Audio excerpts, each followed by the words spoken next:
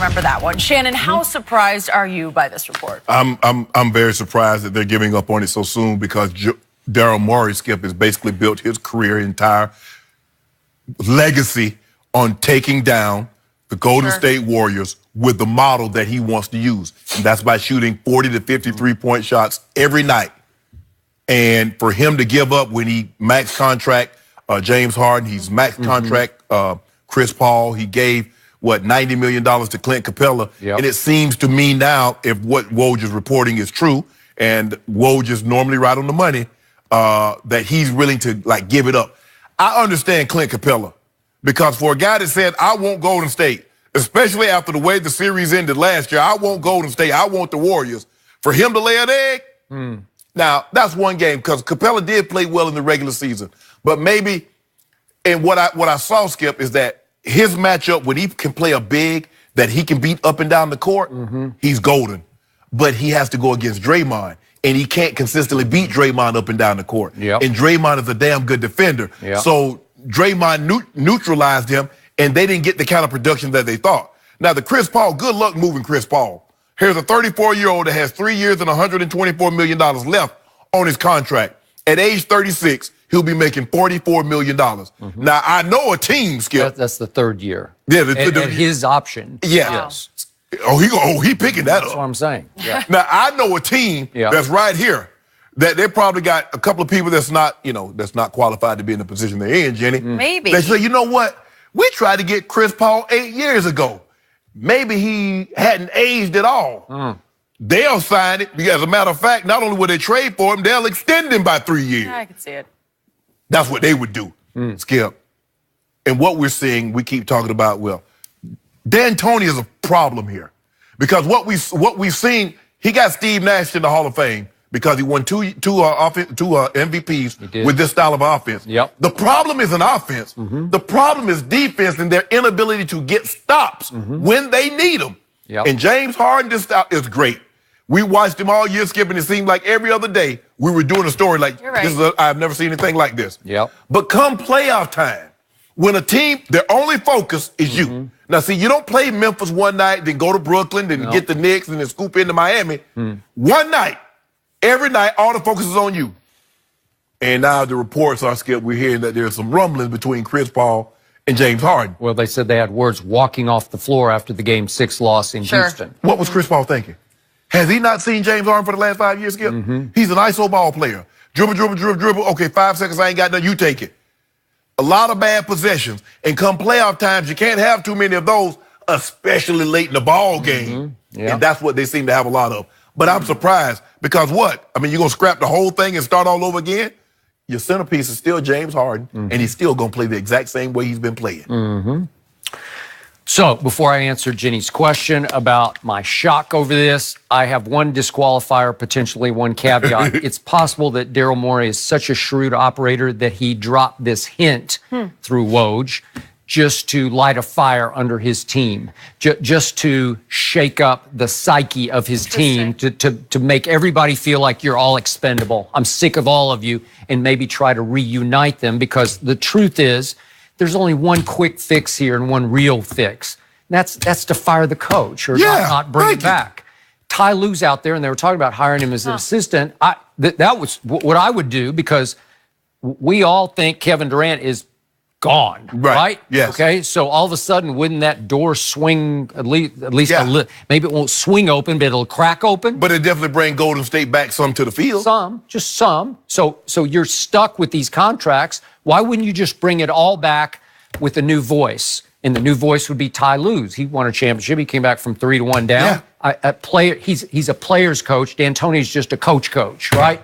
I watch those sideline huddles, D'Antoni talking, and it looks like nobody listens to one word that comes out of his mouth, because it's just platitudes and cliches, right? And all they do, to your point, is it's just whoever's got the ball shoots a three, right?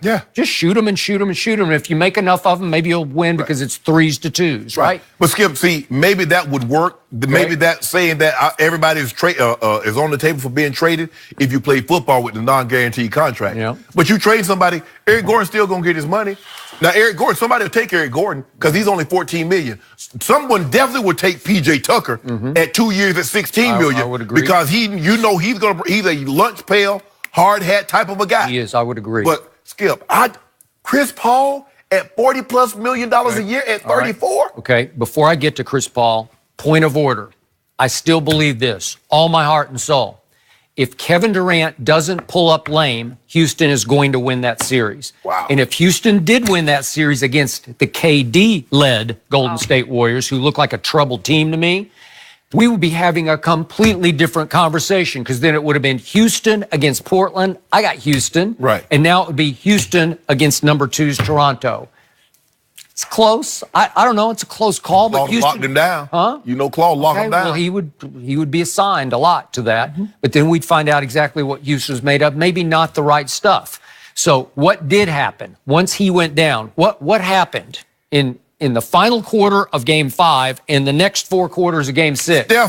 Steph happened. 12 points in the fourth quarter of Game 5, and then 23 points in the fourth quarter of Game 6 at Houston. And what happened in both those games? Look at Game 5. It's 72 all after 3 quarters. Well, this is your shot. There's no KD. He just went down. You would think that Golden State would be a little shell-shocked. They'd be a little bit psychologically reeling. How do we do this? Can we go back to 73-9 by flipping the switch? How do we do this? And what happened in the fourth quarter? Nothing happened for Houston. Right. James scored 5. CP3 scored 3. They were 0 for 3 combined from three-point range, and the other guys scoring 23 points. And you remember, though, Skip, you remember at the start of the fourth quarter, Steph Curry said they were in the huddle, and they just looked at each other and smiled. Yeah. Okay. We got this? Yeah, we got these bums. Okay. And then look at the fourth quarter of Game 6. This is at home. This is it. This is everything Daryl Morey, his whole life is on this game. That's what's unacceptable. All right. So they're up 87-82 going to the fourth quarter. 87-8. You got to close that deal. One of your guys and guess what James does? 4 big crucial turnovers in the fourth quarter. He had 1 assist. CP3 had 0 assists because it degenerated into dribble. But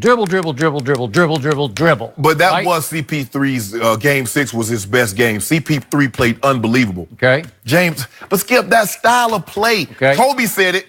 Look, it's great in the regular season because the team's going to see you once, and then they might not see you again for another month or 2. But when you're in a playoff series, Skip, all my focus is on you.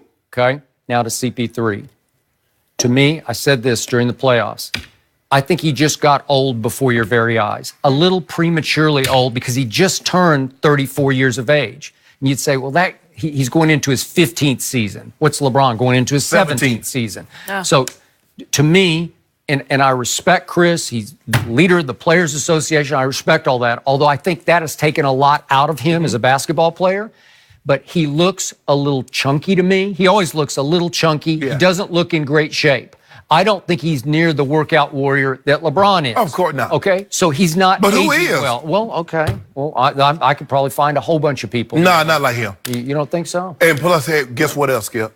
Over the last 2 seasons, Chris Paul's missed 48 games. Okay. Can I interest you in that? Well, so paying the guy $41 million, and he's missing an average the last 2 years of 24 games a season. Okay. So how do you trade that? Because these people, they watch, they see what's happening. Sure. He just doesn't look dominating anymore. He looks like an aging player to me. Oh, Lakers will take it. Oh, so the Lakers are going to take that? They're not going to take that. As dumb as they are, they wouldn't dumb that. Watch it. Watch. You really think watch them. So extend it. They'd trade Lonzo for CP3? Lonzo and the 4th pick. You think so? Really? And extend him 3 years. Well, if I'm Daryl Morey, I can't get enough of that basketball. Of course. Yeah. That's what you do. You take advantage of someone that don't know what the hell they doing. Okay. See, people like, well, they took it. No. See, you don't take advantage of a person. You take advantage of the situation. Hey, I got to trade. Hey, you ain't got to trade him. But here come the Lakers. Oh, we supposed to have had CP3 8 years ago. Yes. But he's not that CP3. Okay. So if he does, in fact, blow this up, if he gets the Lakers to take the bait and take CP3 and he trades everybody except James, because it just seems impossible to trade James. But Skip, why would you try to think you could improve the roster by trading James Harden? Because you'll never get enough back for what he can be, right? Exactly. All right. So But let's just do the hypothetical. What if he blows it up and starts over even with the new coach? Right.